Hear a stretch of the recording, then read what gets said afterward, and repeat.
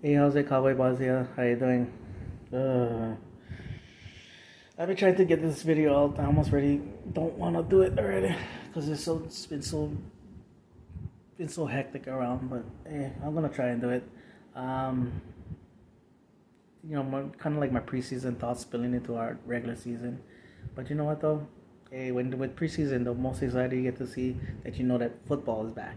Then you know that you get to see your draft picks, in actual live games, and then you get to see, your how much your first to second year players, how much they develop, over the year, and then how much they learned from the year before, and then finally, you got a diamond in the rough where you don't know, you see him, notice him during the camp, and then all of a sudden you get into the game and he's making plays, and you're like, whoa, we gotta find a way to keep this guy on our team, and all that. But there was nobody that's more, was more had the spotlight on him than Tyler Smith, our first pick. I was very skeptical about the pick. Um, when they moved into guard though, he actually got I actually got a little hype because I want to solidify the offensive line, and then Tyron Smith goes down with another injury. That's why, like, for years now I've been wanting to address that, because inevitably he's gonna have to, he's gonna retire. But the other thing too is, like, you saw the reoccurring theme of him being injured. If we would have done that last year, we would have, spent more resources on last year or the year before, but then we could have gotten something. But anyway, we signed Jason Peters, a prisoner for the year. He's a lot of experience. That's all you can ask for. You see how fast he can get the grasp of the offense and all that. Can hopefully move Tyler Smith back inside, because the one thing that we knew about Tyler Smith is his power, and watching him in some of the preseason games, he was moving guys off the ball. He was pancaking some guys.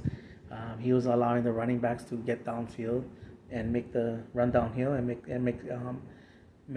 get some positive yards and all that. And then on top of that, knowing that he has that power, he's not going to get pushed back into, which was a problem for us last year. Not get pushed back into the quarterback and all that. So yeah, Sam Williams, man, love his love his intensity and his he has raw power, raw strength, and all that. He's gonna have to really rein it in, because Tom Brady is like, you know in Hawaii we say kapu. You don't ever, the referees is gonna be like, try it, see what happens. I mean, they're gonna be like with the flag like that, especially knowing that he had a couple of penalties like that. So he has to be careful about that. But hey, seeing that strength and all that, seeing him push the guys back, he's doing that quite frequently. He even got that one play where he pushed the offensive lineman back into the quarterback, got the sack, which means that, I know it's going to be against better competition, but if he can like collapse the pocket in that way, where the quarterback kind of has no room to move around, to step up, bam, Micah Parsons get a sack, bam, D-Law gets a sack. That's what you want. And then, if Parsons or D-Law gets flushes the quarterback out, I think he can clean up those plays and all that. So yeah. Jalen Tolbert. Um, I know some people wanting to see like more highlight type of things to get hyped about. I was like, you know what though? Eh, they threw in the ball. They threw in the ball. He caught the ball. That means that I mean, I'm gonna be more comfortable with that than with that, because then when we see him on the field, it's like, okay, he's gonna make the plays that is called for him and all that. He's gonna catch the balls that's called for him and all that. That one play where he got down the field, got open, the ball wasn't perfect. He adjusted to the catch, got the catch. That's all you really should care for right now. The other plays will come and all that, but for now, at least he can be dependable. At least we can depend on him when he's out on the field and all that. Um, Jake Ferguson, same thing. I mean, throwing the ball, he makes the ball. He's very dependable. I like that he has the ability to block and willingness to block and all that. But also he showed a little something where he was breaking some tackles, getting down the field, getting some wiggle plays, and all that. That's going to even create more opportunities for him and all that. So yeah. But the guy that's been stealing the show has been Deron Bland. I know he's going to be, with his physicality, I know he's going to be a special teams guy, but watching the way he covers has been impressive. And to me, right now, he's the third best corner. He's past Nahshon Wright. He's past Kelvin Joseph and all that. Look at the play where he got the touchdown caught on him. The wide receiver, he was right there. The wide receiver pushed off. Then after that, he was like, okay, whatever. Whatever. Like how they say, cornerbacks have amnesia. Hey, the next time they came down the field against him, they threw the ball down the field on him. He broke up the pass, got the defense off the field. They tried him in the end zone on the red, going for the touchdown. He ripped the ball right out of the wide receiver's hand, preventing the touchdown. He saw the play developing, jumped the route, almost even got an interception out of it. So he's not only covering, he's also trying to make plays on the ball as well too. So yeah. So and that's going to create more opportunities for him as well too.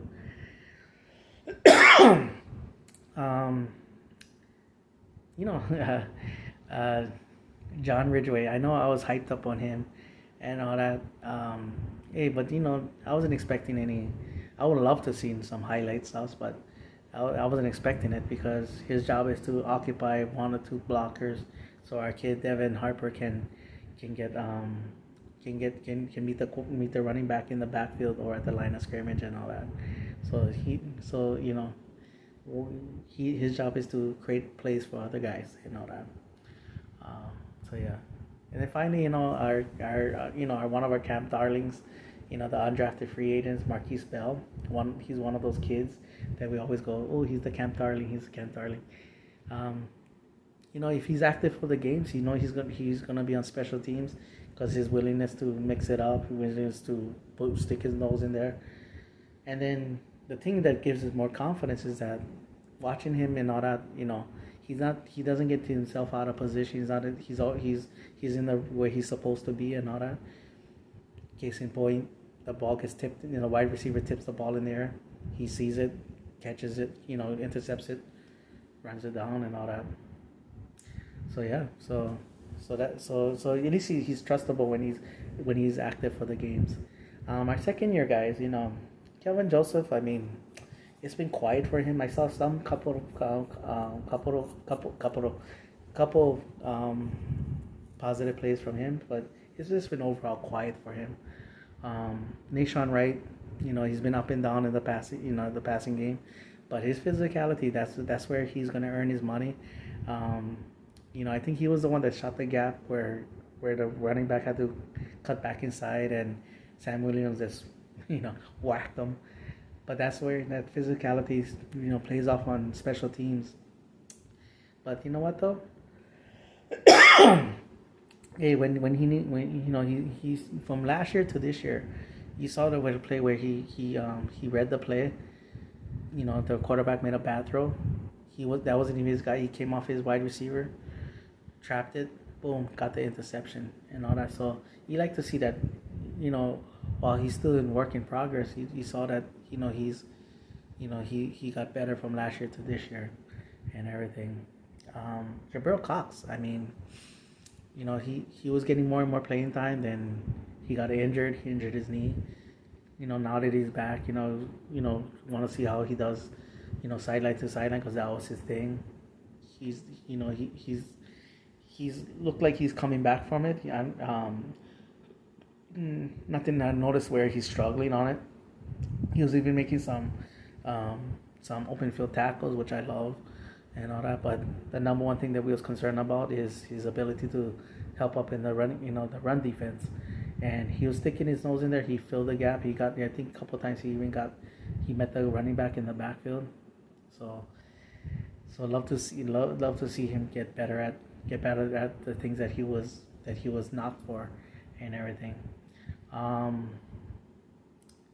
Simi Fehoko, I mean, he's one guy that you can really say that from year one to year two, how much he improved. Because in the preseason, I know he was a later round pick and all that, but a lot of guys was liking him and all that, and he wasn't making those plays. He was dropping a lot of passes and all that, and for a lot of the year, he was there was a couple undrafted free agents that was getting to suit up, and not him.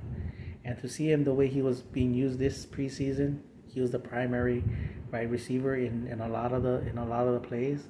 That shows that they see the potential, and he was helping. He even took advantage of it because he got that one touchdown. There's a lot of traffic around. Maybe last year he drops it. This year, he snatches it, and then the double team. Double coverage.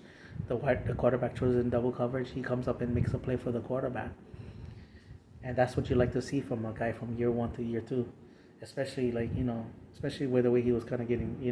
A lot of people's like, hey, we need another wide receiver. Hey, he's here, and all that. Israel Okamo, he was another guy I liked the pick. I wasn't overly hyped, but I liked the pick. I wasn't sure about moving him to safety, but he's another guy showing a lot of physicality. He's running downhill, he's sticking his nose right into the running game and all that. And then that helps on special teams and all that when he suits up. And the other thing too is that he was putting himself in positions where he was making plays in the defense, in the pass defense. He saw the pass going out post corner.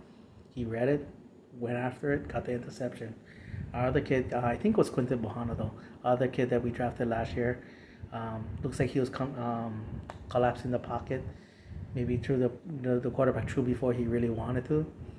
Nashawn read the route. I mean, not Nashawn, but Israel read the route, jumped the route, got the interception and all that. So yeah.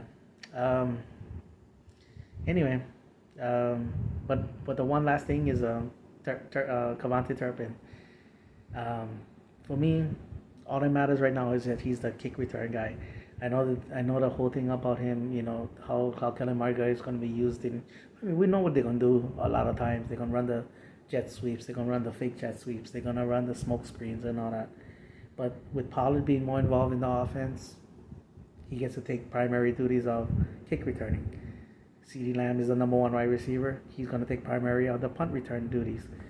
And the way he was doing the kick returns and punt returns and special teams, when you got a weapon like that and all that, he can the way our offense sometimes gets a little dry, goes through a dry spell, he can really hype up the team, hype up the crowd, shut up the crowd, with a big play like that.